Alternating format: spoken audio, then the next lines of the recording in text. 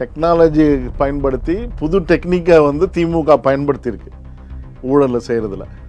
அதான் திமுகனோட தலைவர் மு க ஸ்டாலின் ஐயா அவர்கள் சொல்கிறாரு, ஏவா வேலு வந்து அவரோட முயற்சியில் எப்படின்னா விடுபட்டு வந்துடுவார் அப்படின்ற ரீதியில் இருக்குது. பாயிண்ட்ஸ் எல்லாம் சொல்கிறாங்க. அதான் அப்படி தான் சொல்லுவாங்க, ஏதாவது ஒன்று பூசி முழுவாங்க. அவங்களுக்கு தெரியும் அந்த டெக்னிக் வந்து ரொம்ப திறம்பட கையாளக்கூடியவர்கள். இப்போ அன்பில் பொய்யாமொழி மகேஷ் ஐயா அவர்களோட மேட்ரு என்னன்னு கேட்டிங்கன்னா, இது இப்போன்னு கிடையாது.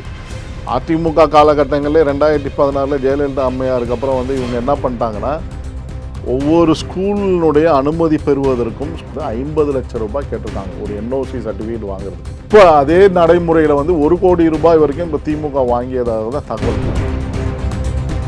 ஊழல் நடந்திருக்கு.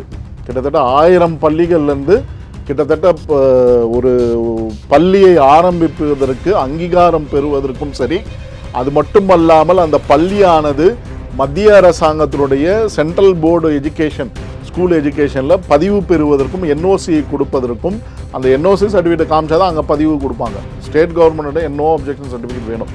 அதை வாங்குவதற்கும் பல லட்சம் ரூபாய் வந்து லஞ்சமாக பெறப்பட்டது என்பது தான் அவர் வெளிப்படையாக அந்த நந்தகுமார் என்றவர் சொல்லியிருக்காரு. தனியார் பள்ளிகளோட கூட்டமைப்பினோட தலைவர். சென்னையிலையும் திருச்சியிலையும் ஒரு தனியாக ஒரு வீடு எடுத்து அங்கே தான் லஞ்சமே வாங்குவாங்க.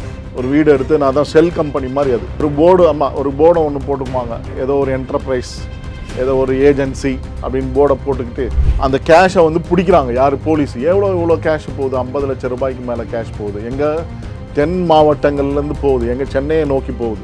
இந்த மாதிரி ஒரு இடத்துக்கு தான் போகுது. எங்கள் இந்த SPR ஏஜென்சி, ஏதோ ஒரு ஏஜென்சின்னு பேரை வச்சுக்கிட்டு இருக்க இடத்துக்கு கீழ்பாக்கலையோ கேஷை கலெக்ட் பண்ணுறது மட்டும்தான். அரசாங்க அதிகாரியே பிடிக்கிறாங்க. அரசாங்க அதிகாரி தான் அந்த கேஷ் பேக்கை கொண்டு வராரு. யார்?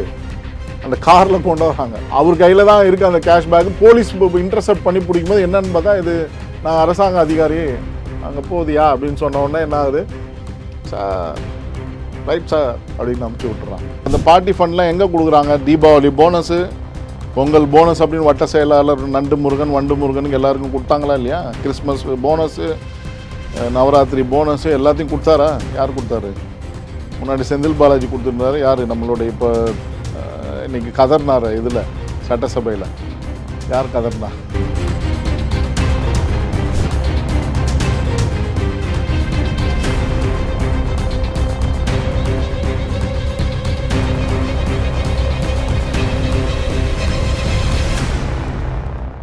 ரியல் ஒன் உறவுகளே, நடுநிலையோடு பொறுப்புடன் செய்திகளை வழங்கி பல லட்சக்கணக்கான மக்களின் நம்பிக்கையை பெற்ற நமது சேனலின் வளர்ச்சிக்கு உங்கள் ஆதரவு தேவை. இந்த ஊடக பயணம் தொடர்ந்து வலுப்பெற திரையில் தெரியும் QR கோட் ஸ்கேன் செய்தோ அல்லது டிஸ்கிரிப்ஷனில் உள்ள வங்கி விவரங்கள் மூலம் உங்களால் முடிந்த அளவு சப்போர்ட் செய்யுங்கள். உங்கள் ஒவ்வொரு ஆதரவும் நமது குரலை இன்னும் பல லட்சம் பேரிடம் கொண்டு செல்ல உதவும். ரியல் ஒன் நேயர்களுக்கு வணக்கம். இன்று நம்மளுடைய நேர்காணலுக்கு அரசியல் விமர்சகரான திரு சரவண பெருமாள் அவர்கள் இணைஞ்சிருக்காங்க. சார் வணக்கம். வணக்கம் சார்.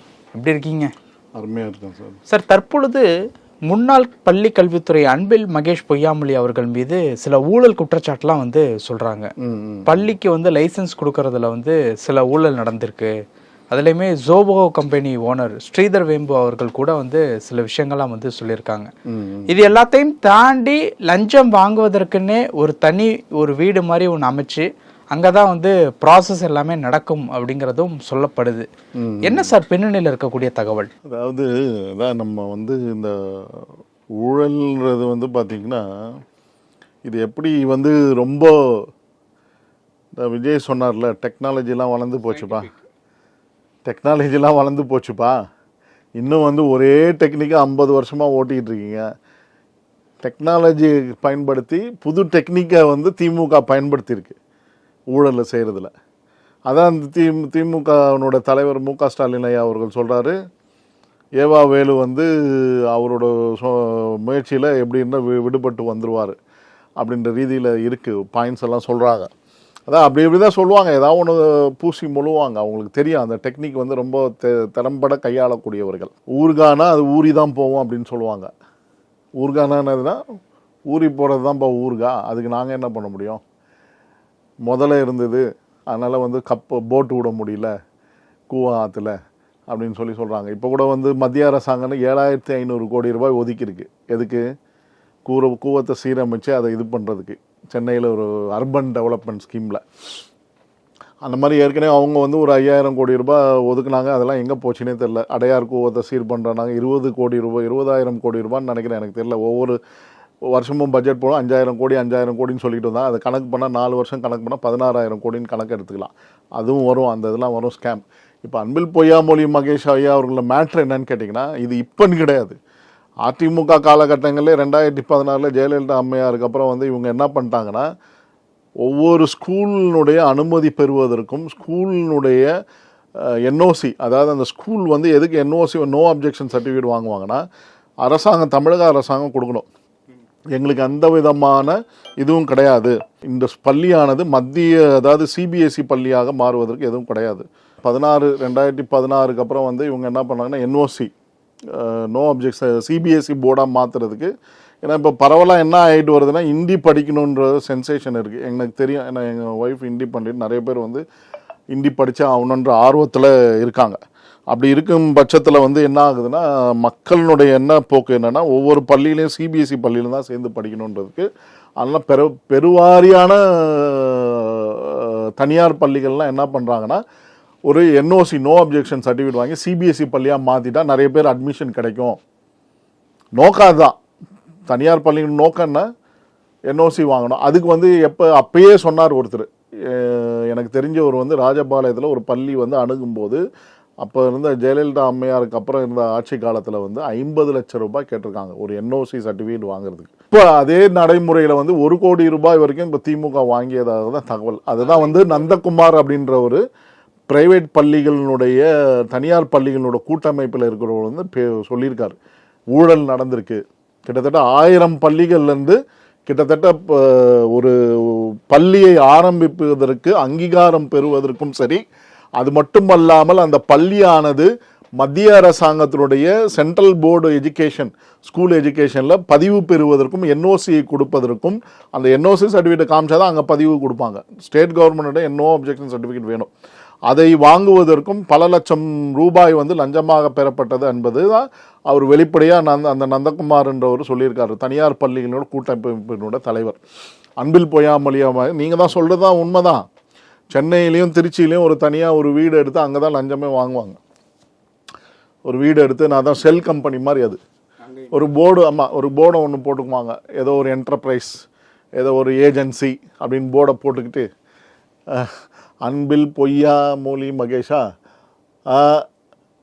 PM அப்படின்னு ஒரு போர்டை ஏஜென்சி அப்படின்னு பேரை வச்சுக்குவாங்க. இல்லைன்னா ஏதோ ஒரு பேரை வச்சுக்கிட்டு டிஎம்கே ஏஜென்சி அப்படின்னு கூட பேரை வச்சுக்கலாம். அவங்க தான் தைரியமானவங்களாச்சு எல்லாத்துக்குமே.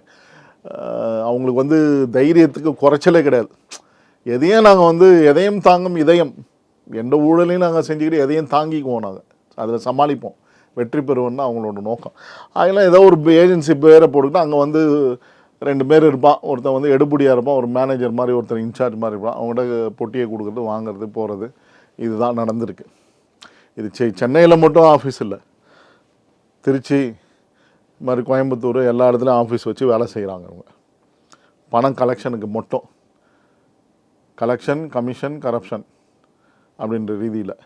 ஸோ இது வந்து பணம்லாம் எங்கே போகுது, அவங்களோட போகும், அவங்களோட இன்வெஸ்ட்மெண்ட் தானே. நீங்கள் கேள்விப்படலையா சார்? 21 ஆட்சிக்கு வந்த 6 மாசத்துல ஒரு அரசாங்க அதிகாரி வந்து பேக்கில் கேஷ் எடுத்துக்கிட்டு போகிறார். SR ஆஃபீஸ்லேருந்து கேஷ் எடுத்துக்கிட்டு போகிறார். SR ஆஃபீஸ், சப் ரிஜிஸ்டர் ஆஃபீஸ்லேருந்து, பத்திரப்பதிவுத்துறை ஆஃபீஸ்லேருந்து. இப்போ நம்ம அதை பற்றி கூட பேசணும் இல்லையா? 50 லட்ச ரூபாய் ஊழல் அதெல்லாம் பிடிச்சாங்க, ரெய்டில் நடந்தது. அந்த கேஷை வந்து பிடிக்கிறாங்க. யார்? போலீஸ். எவ்வளோ கேஷ் போகுது? 50 லட்சம் ரூபாய்க்கு மேலே கேஷ் போகுது. எங்கள் தென் மாவட்டங்கள்லேருந்து போகுது, எங்கள் சென்னையை நோக்கி போகுது. இந்த மாதிரி ஒரு இடத்துக்கு தான் போகுது. எங்கள் இந்த SPR ஏஜென்சி ஏதோ ஒரு ஏஜென்சின்னு பேரை வச்சுக்கிட்டு இருக்க இடத்துக்கு கீழ்பாக்கலையோ, இடையில கூட நம்ம அதை பற்றி கூட பேசினோம். ஒரு ரெய்டு நடந்தது கீழ்பாக்கில், 2-3 இடங்களில் ஒரு ஆஃபீஸை வந்து ரெய்ட் பண்ணாங்க. அது எல்லாமே இந்த மாதிரி டம்மி ஆஃபீஸு, கேஷை கலெக்ட் பண்ணுறது மட்டும்தான். அரசாங்க அதிகாரியே பிடிக்கிறாங்க. அரசாங்க அதிகாரி தான் அந்த கேஷ் பேக்கை கொண்டு வராரு. யார்? அந்த காரில் கொண்டு வராங்க. அவர் கையில் தான் இருக்குது அந்த கேஷ் பேக். போலீஸ் இன்டர்செப்ட் பண்ணி பிடிக்கும்போது என்னன்னு பார்த்தா, இது நான் அரசாங்க அதிகாரி அங்கே போகுதியா அப்படின்னு சொன்ன உடனே என்ன ஆகுது, சார் ரைட் சார் அப்படின்னு அமுச்சு விட்டுறாங்க. சரி, எங்களுக்கு ஏதாவது பார்த்து கொஞ்சம் டீ போண்டா அப்படி அதுலேருந்து ஒரு 2 கட்டை எடுத்து கொடுத்தீங்கன்னா நாங்கள் டீ போண்டா சாப்பிட்டுக்குவோம். 2 கட்டுக்கு டீ போண்டா? ஆமாம் சார். என்ன சார் நீங்கள் 5 ஸ்டாரில் தான் நாங்கள் போண்டாவே சாப்பிடுவோம். அப்படி வரீங்களா? ஒரு போண்டா 2000 ரூபாய் சார் 5 ஸ்டாரில். என்ன சார் நீங்கள், நாங்கள் லெவலே வேறு சார். தமிழகத்தை தலைகுனியே விடமாட்டோம் சார் நாங்கள். 2000 ரூபாய்க்கு போண்டா சாப்பிட்டா தான் தமிழர் வந்து தலை நிமிர்ந்து அப்படி நிற்பான் சார். சரி, இப்போ நான் அதான் கேட்குறேன், அந்த பணம் அந்த அமைச்சர்களுடைய செலவுகளுக்கு போகுதா இல்லை வேற எங்கேயாவது போகுதா? பார்ட்டி ஃபண்ட் அப்படின்னு போகுது. ஆமாம், எல்லாத்துலேயும் பார்ட்டி ஃபண்ட் அதானே சார். அதாவது வர்ற இதில் ஒரு பார்ட்டி ஃபண்ட் எம்எல்ஏ. அப்போ அந்த பார்ட்டி ஃபண்ட்லாம் எங்கே கொடுக்குறாங்க? தீபாவளி போனஸு, பொங்கல் போனஸ் அப்படின்னு வட்ட செயலாளர் வண்டு முருகனுக்கு எல்லாருக்கும் கொடுத்தாங்களா இல்லையா? கிறிஸ்மஸ் போனஸு, நவராத்திரி போனஸு எல்லாத்தையும் கொடுத்தாரா? யார் கொடுத்தாரு? முன்னாடி செந்தில் பாலாஜி கொடுத்துருந்தாரு. யார் நம்மளுடைய இப்போ இன்னைக்கு கதர்னார் இதில் சட்டசபையில் யார் கதர்னா? அவர் வந்து கதற மினிஸ்டர் ஆகிடுறாரு. இப்போ கதர் ஆடை உடுத்திக்கிட்டு போவார் இனிமேல். அவர் தான் வந்து எல்லாத்தையும் கண்ட்ரோலில் வச்சுருந்தார். புரியுதுங்களா? அவர் என்ன பண்ணுவார்? அவர் தான் சப்ளை எல்லாம். இப்போ இந்த எலெக்ஷனில் எப்படியா ஜெயிக்கணும்ப்பா, நாங்கள் வந்து உங்களுக்கு இன்சென்டிவ் தரோம், போனஸ் எல்லாம் திமுக ஆளுங்களுக்கு என்ன வேணால் வாங்கிக்கோங்க. பல லட்சம் ரூபாய் வந்து பொங்கல் போனஸ், தீபாவளி போனஸ்ன்னு கொடுத்தாங்க. கடைசியில் பார்த்தா பாவம் என்ன ஆச்சு பார்த்தீங்களா? குளத்தூரில் கண்ணீர் வடித்தாங்க. ரத்த கண்ணீர் சார். நாங்களாம் கண்ணீர் வடிக்கல சார். நாங்கள் ஏன் சார் கண்ணீர் வடிக்கிறோம்? இல்லை, இப்போ உங்கள் கண்ணு கலங்குற மாதிரி தெரியுது. ஐயோ, இது என்ன ரொம்ப போச்சு. இல்லை, நீங்கள் அந்த ஏரியா தானே? நான் பெரம்பூர் சார். பக்கத்தில் தானே? பக்கத்துலனா அப்படியே ஆறா ஓடி வந்துச்சா எங்கள் தொகுதிக்கு அவங்க அழுததுனால? நீங்கள் சொல்கிறத பார்த்தா ஏதோ மேகதாதுல தண்ணி விட்ட மாதிரி கதை சொல்கிறீங்க. அந்த மாதிரி இவங்க செஞ்ச ஊழல் ஏற்கனவே அங்கே அதே இடத்துல தான் அந்த அழுதாங்க பார்த்தீங்களா? அதே இடத்துல தான் இவர் டான்ஸ் ஆடினார். யார்? சேகர் பாபு. டான்ஸ் பாபு. அந்த மாதிரி இப்போ வந்து அழுது அப்படியே சீனெல்லாம் காமிச்சாங்க. இப்போ மறுபடியும் குளத்தூரில் ஸ்டாலின் அவர்களுக்கு எப்படி மறுபடியும் நின்னா வெற்றி வாய்ப்பு அந்த மாதிரி பாசிபிளா எப்படி சார்? சரி, இப்போதைக்கு கிடையாது வெற்றி வாய்ப்பு. அதான் திருச்சி கிழக்கில் போய் நிற்க போகிறேன்னு சொல்கிறாரு. அங்கேயும் தோற்றுருவார் அப்படின்னு தான் பயன்படுத்திக்கிட்டு இருக்காங்க. இது அரசியலை விட்டு விலகி ஓடிடலாமா அப்படின்னு யோசிச்சுட்டு இருக்காரு. அங்கே அவர் யார்? திருவாரூர் எம்எல்ஏ. அவர் வந்து ரெடியாக இருக்கு, நான் அவனை சீட்டை ரிசைன் பண்ணி கொடுக்குறேன், வந்து நில்லுங்கய்யா அப்படின்னு சொல்கிறாரு. பூண்டி கலைவாணன். ஆமாம், கரெக்டு. அவரோட பொண்ணு கல்யாணமாக என்னமோ தானே நடந்தது இப்போ காட்டூரில். இப்போ நடந்தது இல்லையா? தஞ்சாவூரில் நடந்தது. ஸோ அதில் தானே பேசினார் இவர். இப்போ நாங்கள் வந்து சட்டசபையில் இல்லைனாலும் வந்து மக்கள் மனதில் இருக்கிறேன் அப்படின்னு சொல்லிட்டாரு. இந்த மக்கள் மனதில் நிற்கிறாருன்னா போய் நின்று தைரியமாக ஜெயிச்சு காமிக்க வேண்டானே. ஆனால் இப்போ குளத்தூருக்கு இடைத்தேர்தல் வராது, திருச்சி தான் இருக்குது, மற்ற தொகுதிகள் தான் இருக்குது.